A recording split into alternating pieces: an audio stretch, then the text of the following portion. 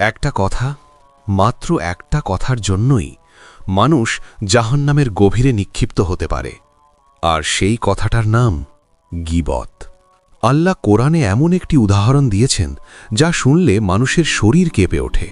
সূরা হুজুরাত। তোমাদের কেউ কি তার মৃত ভাইয়ের গোস্ত খেতে পছন্দ করবে?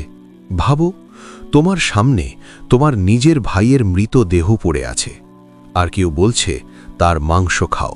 তুমি কি পারবে? না, কখনোই না। কিন্তু আল্লাহ বলছেন গীবত ঠিক এর মতোই জঘন্য। এক রাতে আসমানের পথে ভয়ঙ্কর একটি দৃশ্য দেখলেন মুহাম্মদ সাল্লাল্লাহু আলাইহি ওয়াসাল্লাম। সুনান আবু দাউদ। তিনি দেখলেন কিছু মানুষের নখ তামার মতো লম্বা। তারা সেই নখ দিয়ে নিজেদের মুখ ছিঁড়ছে, নিজেদের বুক আঁচড়াচ্ছে। নবী সাল্লাল্লাহু আলাইহি ওয়াসাল্লাম জিজ্ঞাসা করলেন, এরা কারা? উত্তর এলো, এরা সেই মানুষ যারা মানুষের গীবত করত। আর কিয়ামতের দিন? সহিহ মুসলিম।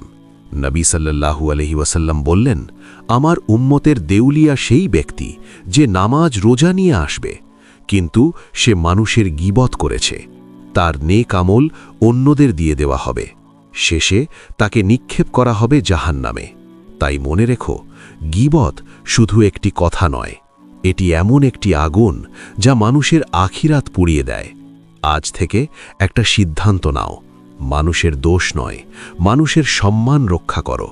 এরকম আরও ইসলামিক এবং দ্বীনি ভিডিও পেতে আমাদের সাথেই থাকুন। আল্লাহ সুবহানাহু ওয়া তাআলা আমাদের সকলকে দ্বীনের দায়ী হিসাবে কবুল করুন। আমিন।